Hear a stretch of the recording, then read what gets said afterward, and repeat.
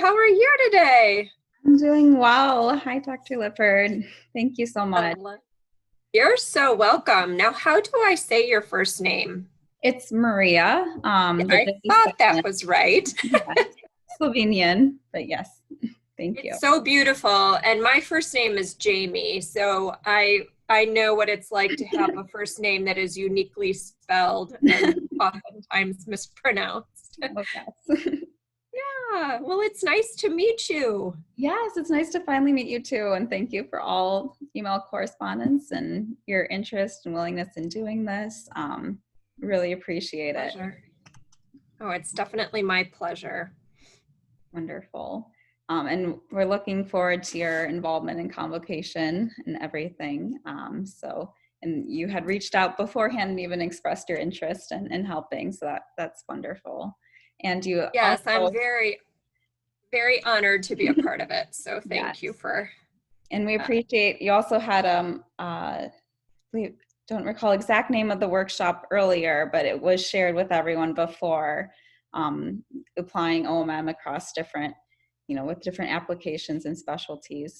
You had a virtual workshop of some sort. yes. That was a really nice demonstration. Oh, good. Well, I'm so glad. That's great. Great. Would you like to tell us a little bit about yourself? And then we had those questions, the 3 questions that you said you put some thought into, and you can share a bit about your osteopathic experience and exposure and unique applications. Sure, my pleasure. So I'm J'Aimee Lippert. I am an MSUCOM graduate. So I went to Michigan State College of Osteopathic Medicine and graduated in 2000. I'm originally from Michigan, and I had the honor of serving as a residency program director in family medicine and neuromusculoskeletal medicine, following my own residency in those specialties at Metro Health in Grand Rapids, Michigan. After several years of working in residency education, I moved my family to Green Bay, Wisconsin, where I practiced with 2 of my best friends from residency, and I did that from 2010 to 2020. So talk about the time of your life, being able to practice medicine with your 2 best friends and in a very osteopathic setting. It was just absolutely wonderful.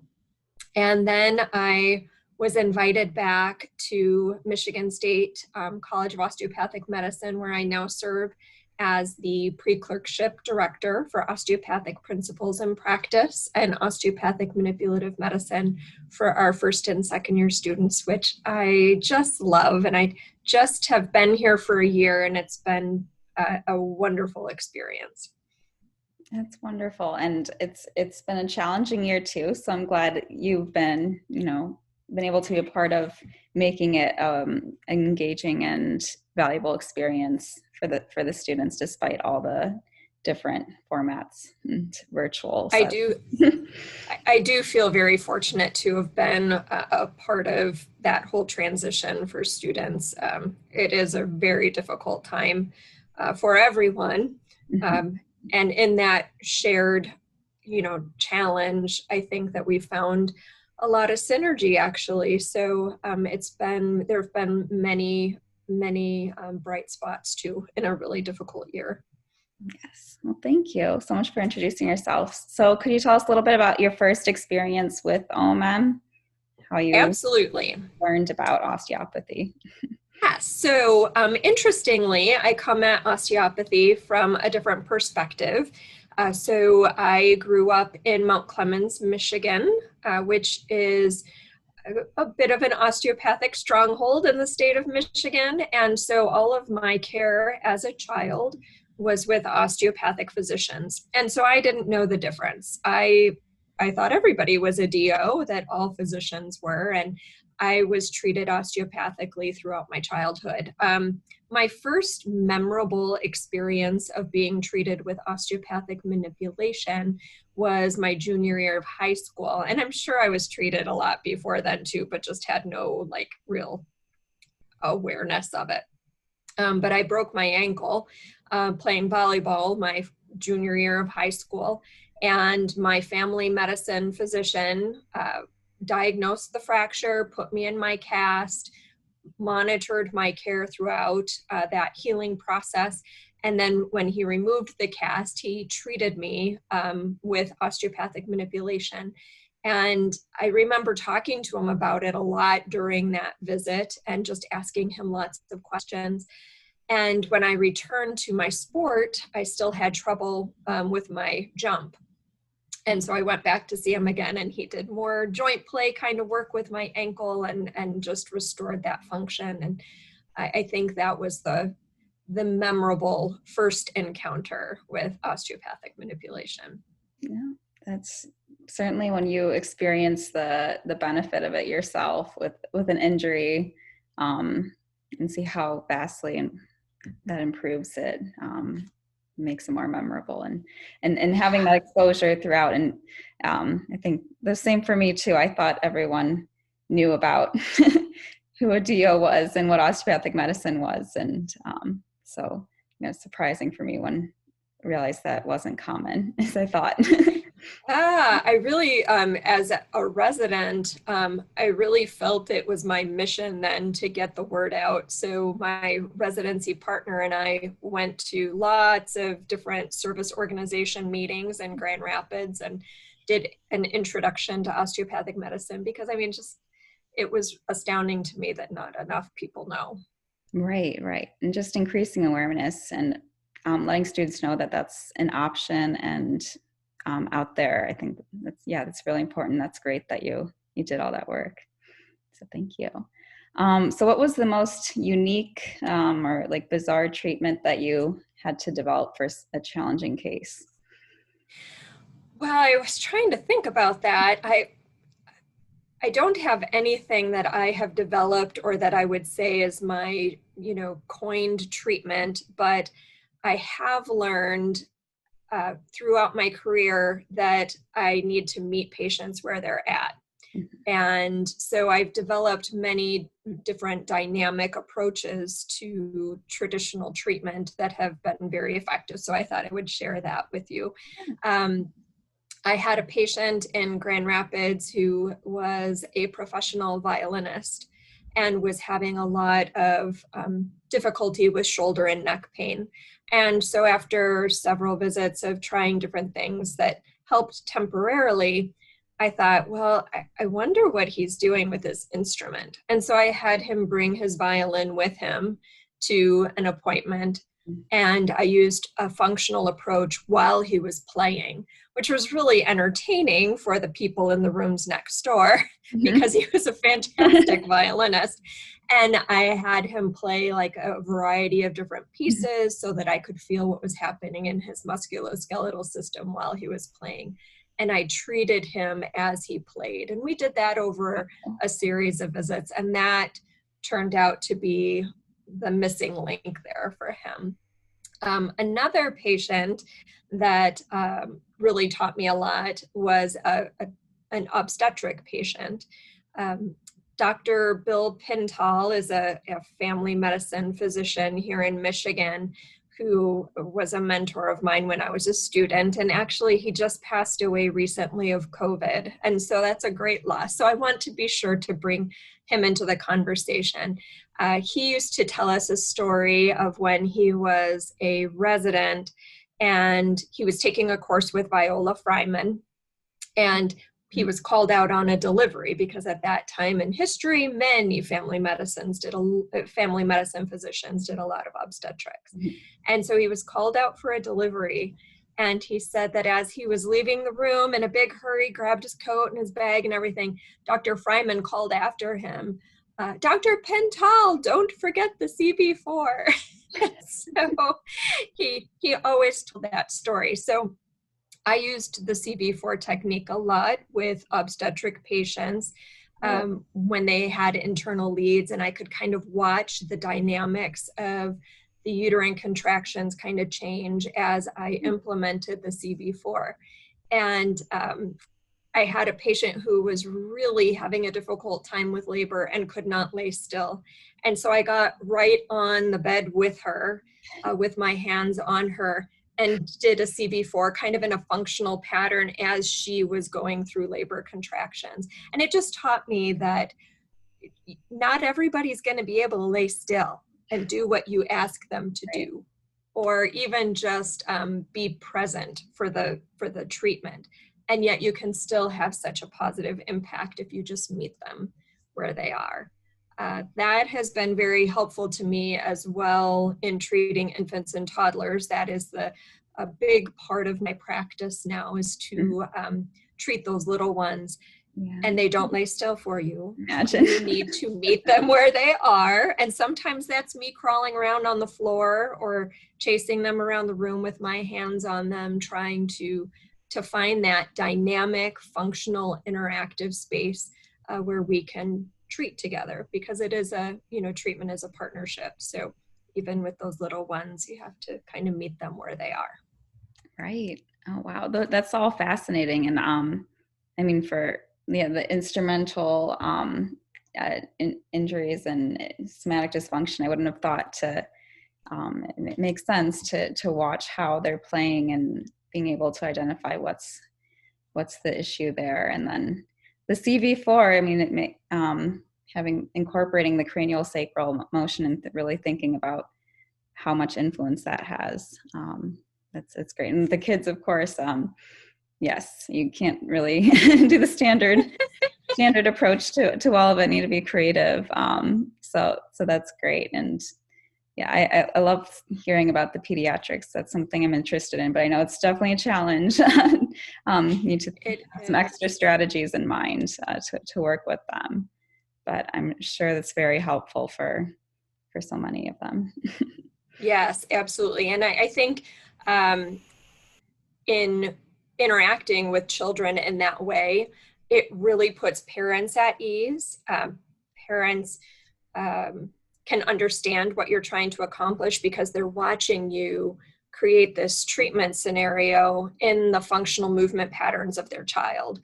So then they can go home and kind of mimic some of this and do some of these kinds of activities without it seeming like it's an exercise. You don't really want to prescribe an exercise to a young child. You want to make it playful, and parents can really get involved then. Yeah. What's an example of something you show a parent that they could do at home? That's pretty simple. Yeah, so I'm going to be kind of teaching this in my workshop as well at Convocation, but we work a lot with rolling patterns and crawling patterns. And so we teach children how to, we kind of help them cue in different muscle groups to establish a movement pattern, and then set the stage for them to incorporate that into their central nervous system, kind of map it onto their cerebral cortex. So we'll do different movement patterns with crawling, where we hold their feet and kind of give them cues in different muscle groups to encourage them to propel forward. And then I just teach parents how to incorporate that into their playtime with their baby. Nice. Wonderful. That's really great. Thank you for sharing that. So who is your osteopathic hero? I'm sure you have many mentors in your career. There's an individual you can think of particular, a few. Well, I think, and you're so right that there's just so many, it's difficult to choose. And as I was thinking through it,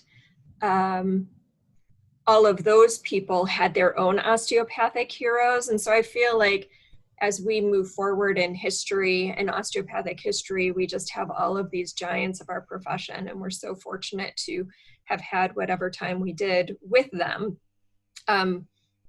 My longest time osteopathic hero is Phil Greenman, Dr. Phil Greenman.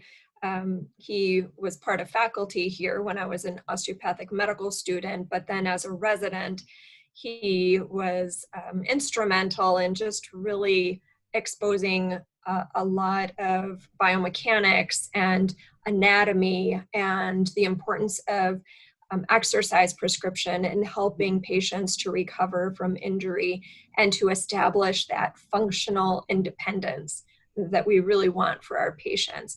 And so Dr. Greenman, I think, was hugely instrumental in that. I have to mention Dr. Mike Carnes as well, who is now at the Pikeville School. Yeah. He really expanded my thought and consideration of the autonomic nervous system and lymphatics in the care of not only hospitalized patients, but patients in the office as well, with just a variety of different systemic issues, from hypertension to gastrointestinal issues to reproductive issues. I just really created a safe space for questions and for not feeling like I was asking things that were going to be laughed at, or just had so many questions. And he was always very, and has been even now, very respectful and just really kind in sharing his perspectives on that, which helped me, I think, to become a better osteopathic teacher myself. Lisa Destefano is my chair here at Michigan State, and she really got me excited about treating infants and children. And so I really credit her for expanding my thought process in that regard and getting me really excited about that pediatric population. And then I thought of a couple different populations of people who are my osteopathic heroes, one being my own children. I have 3 children who are now 17, 19, and 21. And when they were sick as children or hurt or injured, they never asked for medicine. They always asked to be treated. I treated them when they were infants. I treated them when they were sick. If they just were low energy or sad, I used my hands, and they just taught me so much as my earliest patients. And lastly, the most timely osteopathic heroes, I would have to say, are osteopathic medical students in this past year, who have, despite the most ridiculous circumstances, have remained so curious and dedicated and enthusiastic and resilient. I just can't say enough for all of the effort that the students have put in to stay really focused and really dedicated to learning their craft. That's wonderful to hear, and thank you. And we certainly appreciate all the faculty that have put in effort to, adapt. We're all adapting to a new way of learning and communicating, and finding the opportunity to engage ourselves and utilize our osteopathic skills and to the most in this environment, and knowing that it's still so important, and bringing yes, absolutely forward. Absolutely. We're not alone in this. We're not the first osteopathic physicians or osteopathic medical students to live through tumultuous times. So we will be the ones telling these stories to future students and patients years from now. So, right. That's good perspective to keep in mind. Yeah, that's wonderful. And thank you so much for sharing all of that. And really appreciate your time, and a little sneak peek into what you will be discussing more about, like OMT for the infant and your workshop later on in convocation. So thank you so much. I'm really looking forward to that myself, as someone that's really interested in pediatrics and applying those skills. So it will be very fun. So if you come to my workshop, wear stretchy pants. We'll be crawling around on the floor. Sounds great. Thank you so much. Hopefully we can be in person for this too. Yeah, it's, as of now, we don't know how things will be, but we work with what we have. It goes. If it's all virtual, we'll still make it the fullest experience we can. Definitely. Absolutely. Yes. Thank you so much. Is there anything else? Oh, my pleasure. You would like to say? I don't think so, other than just stay healthy and stay positive. We're all in this together, and I look forward to interacting with everybody in March. Yes, me too. Thank you so much for your time. I really appreciate it. Thank you. It's my pleasure, Maria, and it was so nice to meet you personally. Yes. Thanks for all you do. Thank you for all you do too. continue your great work at MSU and with all the students there. Thank you so much. I feel so blessed to be here. Wonderful. Thank you. And I look forward to meeting you pretty soon, a few months. Sounds great. Sounds great. All right. Thank you so much, Maria. All right. Thank you, Dr. Lippert. Thank you. My pleasure. Bye-bye.